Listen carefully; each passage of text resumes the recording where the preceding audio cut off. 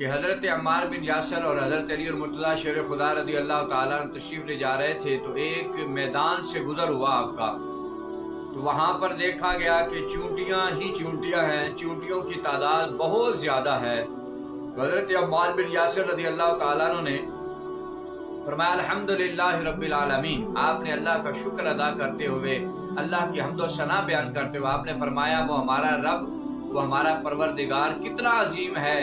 کہ جس نے اس میدان میں ان چونٹیوں کو زندہ رکھا ہوا ہے، ان میدان میں ان چونٹیوں کی تعداد کو بھی جانتا ہے، ان کا رزق بھی یہاں تک پہنچاتا ہے۔ تو جب حضرت عمار بن یاسر نے یہ جملے ارشاد فرمائے تو حضرت مولا علی شیر خدا رضی اللہ تعالیٰ عنہ نے آپ کا ہاتھ پکڑا ہوا تھا، تو آپ نے فوری ہاتھ کو جھٹکا دیا اور اپنا ہاتھ چھڑوایا، اور حضرت علی اور مرتضیٰ شیر خدا رضی اللہ تعالیٰ نے فرمایا کہ عمار بن یاسر، فرمایا بھائی اللہ کی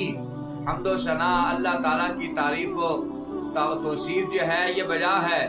لیکن اللہ تعالیٰ کی شان بہت بڑی ہے، بہت بڑی ہے۔ فرمایا تم تو رب کی دلیل اسے بنا رہے ہو، فرمایا رب کی ذات بہت بڑی ہے، یہ جو تیرے ساتھ جانے والا علی ہے، فرمایا عمار علی ان چونٹیوں کی تعداد بھی جانتا ہے، اور علی یہ بھی جانتا ہے ان میں نر کتنی ہیں اور مادہ کتنی ہیں۔ اللہ اکبر، اللہ اکبر۔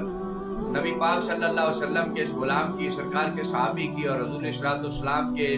بھائی کی اللہ تبارک و تعالیٰ نے انہیں یہ شان عطا فرمائی ہے کہ حضرت علی اور مرتضیٰ شیر خدا رضی اللہ تعالیٰ عنہ